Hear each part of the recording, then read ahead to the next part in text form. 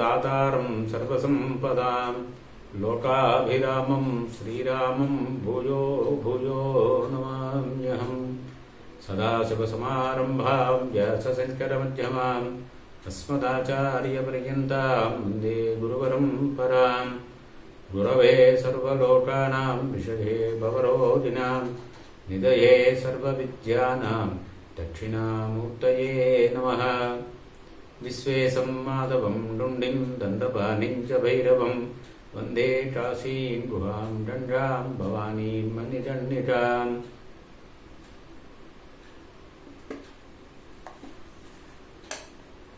Today, let us understand the valuable opinions and thoughts that were shared by Swami Vivekananda about our motherland, Punya Bhumi Bharat. We consider our country as our mother, Bharat Mata, and all of us serve our country the way the children serve their mother. According to Swami Vivekananda, every individual living in this country should have the greatest respect to the country, the motherland. Swami Vivekananda poses a question: what should happen to India? Should India continue in this way or not? That was the question about the own existence of India. And later he responds to that with justification, highlighting the need to protect and save our great motherland, Punya Bhumi Bharat. He highlights the importance of such efforts to protect the motherland. I think this is the high time for every individual living in this country, irrespective of religion, caste and region or state, irrespective of all these factors, every individual should be dedicated to protect and serve the country, considering this as our motherland. Swami Vivekananda says that if something happens to India, the Bharat, something happens to the nature of Bharat, the composition of Bharat, then the spirituality will vanish from that world. That's what he says. And he also says that all the moral perfection gets lost, because the survival of moral perfection, survival of spirituality depends only on the survival of India, survival of Bharat. And he also says that if India is not there, all sweet-souled, sympathy for religion will also vanish. And all ideality will also get vanished. That's what Swami Vivekananda says. And in the place of ideality, you will have the lust and luxury as the male and female deities, and you will have money as its priest. And he further adds that fraud, force and competition will be the ceremonies. And he also adds that human soul will be its sacrifice.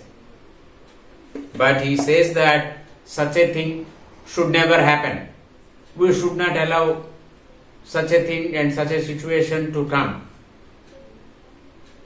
And he also says that the national ideals of our country are renunciation and service. And he also says that we have to intensify our efforts in this direction. And according to Swami Vivekananda, religion forms the very core of the national heart of our country. And he also considers religion as the backbone and the bedrock upon which the foundation was built. And he says that politics, power, and even intellect form the secondary considerations. According to him, religion is the foundation. Education, power, then politics, they all come later. Intellect will come later. They are secondary. And he says that one should not forget the ideal of the womanhood in terms of Sita, Savitri, Damayanti. And he also asks us not to forget the way we worship our God. And he says that the renouncing of Shankara, the Lord of Uma, and he says that forget not that the marriage, the wealth, the life are not for sense pleasure. When we get married, it is not for the sake of pleasure. Like Kalidasa explains in Raghuvamsa, the marriages are not for pleasure. And he also says that we should not forget that the lower classes, the ignorant, the poor, the illiterate, the cobbler, the sweeper, no, they are all our brothers. Everybody is our brother. And he further adds that if there is any land on this earth that can lay claim to be the blessed Punya Bhumi, to be the land to which soul on this earth must come to account for karma, the land to which every soul that is wending its way Godward must come to attain its lost home, the land where the humanity has attained its highest towards gentleness, towards generosity, towards purity, towards calmness. Above all, the land of introspection and of spirituality. It is India. See, the message is that if there is any land on the earth which is the land of introspection and spirituality, he says it is India and only India. You won't find any other country where you find all these factors, all these qualities rather. And he also says that we must grow according to our own nature. And glory unto God that it is impossible that we cannot be twisted and tortured into the shape of other nations. I do not condemn the institutions of other races. They are good for them, but not for us. What is meant for them may be, what is meat for them may be poison for us. So, nowadays we see a trend that we compare India with other countries and we try to follow other countries. But Swami Vivekananda gives a warning that we should not do that, because what is meat for them may be poison for us, and we should not move away from our natural feelings and natural behaviors and all. And he further adds that for all Indians, our lifeblood is spirituality. which indicates the importance of spirituality. And he says that if it flows clear, if it flows strong and pure and vigorous, everything is right. Political, social, any other material defects, even the poverty of the land will all be cured if that blood is pure. So the point to be noted here is that the blood of the nation, which is spirituality, should be pure. That means we should pay attention to the spirituality of our country, spirituality of the people of our country. Swami Vivekananda himself says that if that is taken care of, rest of the problems would be taken care of themselves. He also talks about one vision which is before him. He says that the ancient mother has awakened once more, sitting on her throne, rejuvenated, more glorious than ever. Proclaim her to all the world with the voice of peace and benediction. This is what Swami Vivekananda asked us to do. And he was mentioning about his experience with one English person. He says that he was asked by an English friend when Swami was about to depart from there, Swami, how do you like now your motherland after 4 years of experience of the luxurious, glorious, powerful West? And Swami Vivekananda's answer was that India I loved before I came away. Now the very dust of India has become holy to me. The very air is now to me holy. It is now the holy land, the place of pilgrimage, the Tirtha. That means he says that he used to love the country before going there to the Western world. After spending 4 years in the Western world, when he was about to leave for the motherland, when he was asked about his opinion and experience in the West, he says that my opinion has changed about India. Now it is a Tirthasthan for me, it is a pilgrimage place, it is a holy place for me. And the air is holy to me, the dust is holy to me. This is the kind of feeling every individual in this country who was born here, who was brought up here, who drinks the water from our rivers, who survives on the food that is coming from this earth, who breathes air that flows here from Himalayas, should have this kind of feeling about our motherland, irrespective of all the factors. And he says that the tidal wave of Western civilization is now rushing over the length and breadth of the country.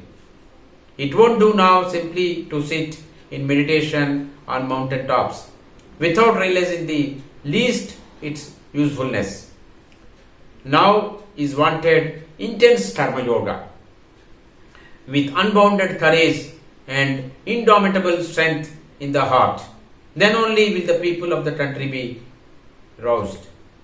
So he says that this is the time for us not only just to do meditation on a mountain, but we should be practically karma yogis. We should adopt karma yoga. That's what Swami Vivekananda asked us to do. And he further says that India will be raised not with the power of the flesh, but with the power of the spirit, not with the flag of destruction, but with the flag of peace and love. Peace and love, peace and love, peace and love.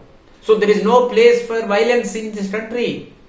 There is no place for hatred in this country. If some sections of the society are spreading hatred in the name of religion, they have not understood the spirit of this country. Because hatred is against the spirit of this country, the principles of this country people. Religion is the one and sole interest of the people of India. Are we still having this kind of feeling in our minds? No, we are moving away from this. We should not move away from that. That's what we have to learn from Swami Vivekananda's preachings and teachings. And he also adds, but mark you, if you give up the spirituality, leaving it aside to go after the materializing civilization of the West, the result will be that in 3 generations you will be an extinct race, because the backbone of the nation will be broken. The foundation upon which the national edifice has been built will be undermined, and the result will be annihilation all around. So, we should not lose our basic principles, the spirituality, the importance of spirituality, which is the foundation for the entire nation. And in the name of westernization, we should not lose sight of our own values and spirituality and importance of spirituality. What India wants, a new electric fire to stir up a fresh vigor in the national veins. That's what he says. And he also asks us to do hard work. Let us all work hard, my brethren. This is no time for sleep. On our work depends the coming of the India of the future. She is there, ready, waiting. She is only sleeping. Arise and awake, and see her seated here on her eternal throne, regenerated, more glorious than she ever was. This motherland of ours, the greatest message of Vivekananda. She is waiting for us, our motherland, Ma Janani, Bharat Mata is waiting for us. We have to raise, we have to serve the country. And let new India arise out of the peasant's cottage, grasping the plough, out of the huts of the fisherman, the cobbler, and the sweeper. Let her spring from the grocer's shop, from beside the oven of the freighter seller. Let her emanate from the factory, from marts and from markets. Let her emerge from groves and forests, from hills and mountains. And he also says that this nationalship of ours, ye children of the immortals, Amrutasya Putraha, we are the children of immortals. We are not sinners. And he says, my countrymen, the nationalship of ours has been playing for ages. No one has the count of the journey of this nationalship of our country, our civilization. And it has been enriching the whole world with its inestimable treasures. Bharat was Vishwaguru. Bharat is Vishwaguru. Bharat will remain as Vishwaguru. But to achieve that, we have to follow the message of Swami Vivekananda. He says that for scores of shining centuries, this nationalship of ours has been ferrying across the ocean of life and has taken millions of souls to the other shore, beyond all misery. But today, it may have sprung a leak and got damaged through your own fault. Whatever cause, it matters not in it. Do now. What would you, who have placed yourselves in it, do now? Would you go about cursing it and quarreling among yourselves? This nationalship, which has given the helping hand in reaching the brighter shores to millions of people across the world. People want the benefit of knowledge, of wisdom from our ancient culture, the spirituality from Bharat Desha or India. But now, this nationalship of ours is having some problem. And he says that let us not quarrel, let us not get into blame game. It is time for us to stop this quarreling, blame games and all. Raise to the attention. Do the damage control. so that the national ship, our Bharat spiritual cultural ship, continues its journey. And it keeps helping people who are in need of spiritual knowledge. And he also asks us to unite. He questions us, would you not all unite together and put your best efforts to stop the holes? Let us all gladly give our hearts blood to do this. And if we fail in this attempt, let us all sink and die together with blessings and not curses on our lips. So we should not curse anybody. He says that it is our own fault. So we should have unity among ourselves. We should make collective efforts to do the damage control. And he says that even if we fail to accomplish the task, even if we die in this mission, he says that let us die with blessings, not curses. And Swami again says that the truths of the Upanishads are before you. Take them up, live up to them, and the salvation of India will be at hand. So he asked us to take the message of Upanishads, implement them, follow them. Not just reading would suffice. You have to read that, understand that, digest that, and follow that, and implement that. Then he says that salvation is at your hand. And we are destined by the Lord to do great things in India. We are not small people. Amrutasya putraha. So he says that God's will is that we should do great things. We should accomplish greater tasks. Where are the men who are ready to sacrifice everything so that this message shall reach every corner of the world? Such heroic souls are wanted to help the spread of truth. Such heroic workers are wanted to go abroad and help to disseminate the great truths of the Vedanta. The world wants it. Without it, the world will be destroyed. The whole of the Western world is on a volcano which may burst tomorrow. Go to the pieces tomorrow. They have drunk deep of the cup of pleasure and found it vanity. Now is the time to work so that India's spiritual ideas may penetrate deep into the West. Up India and conquer the world by your spirituality. This is the greatest message of Swami Vivekananda. He says that it is the time to spread the message of Vedanta, to disseminate the knowledge of Vedanta, to spread the spirituality, which is the life of our country, to the Western world. But now, unfortunately, things have changed even in our own country.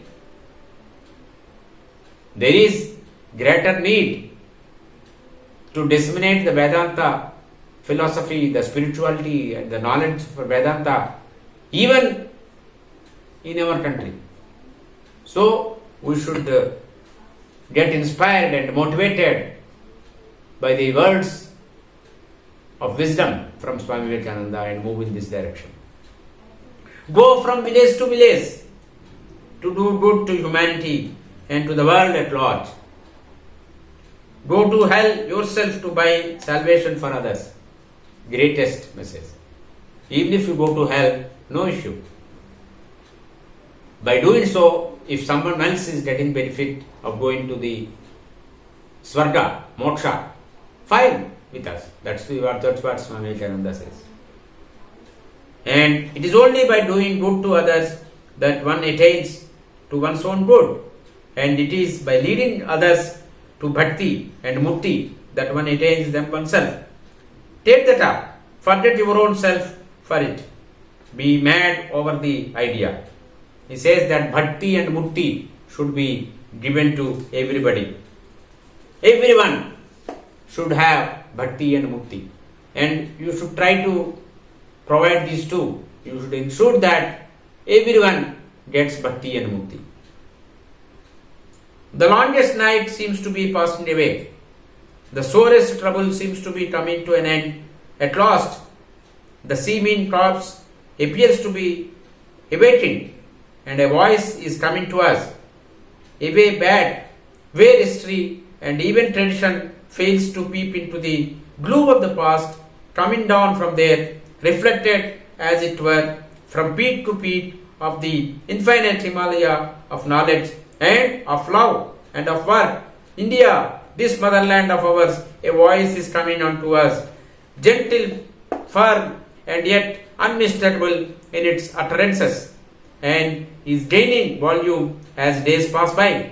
And behold, the sleeper is awakening. Like a breeze from the Himalayas, it is bringing life into the almost dead bones and muscles. The lethargy is passing away, and only the blind cannot see, or the perverted will not see that she is awakening. This motherland of ours from a deep long sleep, none can resist her anymore. Never is she going to sleep anymore. No outward powers can hold her back anymore, for the infinite giant is raising to her feet.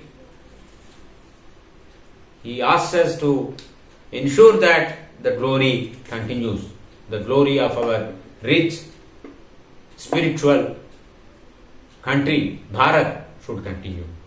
So, let us get inspired and motivated by the words of wisdom from Swami Vivekananda, and let us rededicate ourselves to serve the country and to spread the message of Vedanta, to spread the message of spirituality all over the world, including our own India, from village to village. No one should be untouched. No one should be left unreached. I think Swami Vivekananda, the most inspiring personality one can ever see, is with us. His message is with us. So particularly the youth should get inspiration and motivation from Swami Vivekananda and follow the path that was shown by him. Swasti, Jai Hind, Bharat Mata ki Jai.